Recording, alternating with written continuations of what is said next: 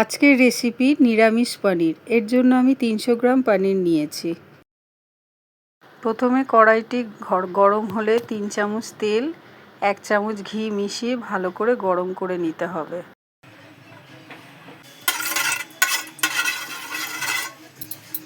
তেল ঘি গরম হলে কড়াইয়ের মধ্যে গোটা গরম মশলা, একটা শুকনো লঙ্কা আর 1 চামচ গোটা জিরে দিয়ে দেবো। এবার আমি একটা পেস্ট বানিয়ে নেব। তার মধ্যে থাকবে 1 চামচ পোস্ত, 1 চামচ কাজু বাদাম, 1 চামচ চালমগজ আর 4টে কাঁচা লঙ্কা আর আদা। গরম মশলাটা গরম হয়ে গেলে ওর মধ্যে পেস্টটা দিয়ে দেবো। পেস্টটা দিয়ে ভালো করে মেশাতে হবে যতক্ষণ না তেল বেরিয়ে আসে। বারবার মেশাতে হবে কারণ এতে কাজু বাদাম দেওয়া আছে, এতে যাতে লেগে না যায়।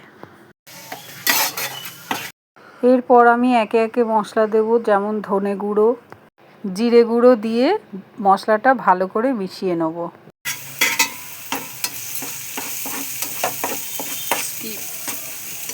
মশলাটা তলায় ধরে যাচ্ছিল বলে অল্প মিক্সি ধোয়া জলটা ওর মধ্যে দিয়ে ভালো করে মিশিয়ে নিলাম।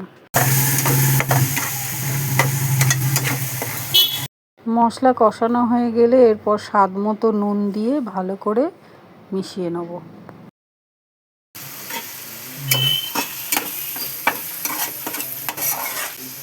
মশলাটা একটু কষানোর পর এর মধ্যে ফ্যাটানো টক দই দিয়ে দেবো। টক দইটা দিয়ে ভালো করে মিশিয়ে নেব। টক দইটা মেশানোর সময় গ্যাসের আঁচটা লো টু মিডিয়াম রাখবো, নাহলে টক দইটা ফেটে যেতে পারে। টক দইয়ের পরিমাণটা ছিল 3 চামচ। পুরো মশলা কষানোর পর দেখুন কি সুন্দর সাইড দিয়ে তেল ছেড়ে এসছে। টক দইটা ব্যালেন্স করার জন্য এরপর 1 চামচ চিনি দেব।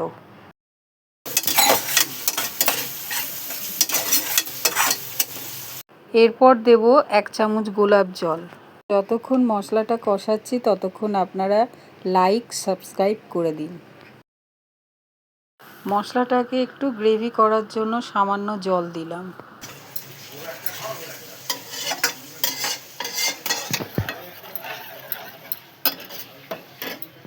গ্রেভিটা ফুটে এলে আমি আগের থেকে পনিরগুলো উষ্ণ গরম জলে 1 চামচ নুন দিয়ে ভিজিয়ে রেখেছিলাম, সেই পনিরগুলো এবার গ্রেভির মধ্যে দিয়ে দেব।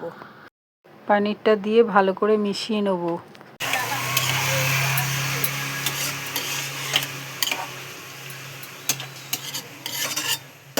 এর মধ্যে হাফ কাপ দুধও অ্যাড করতে হবে।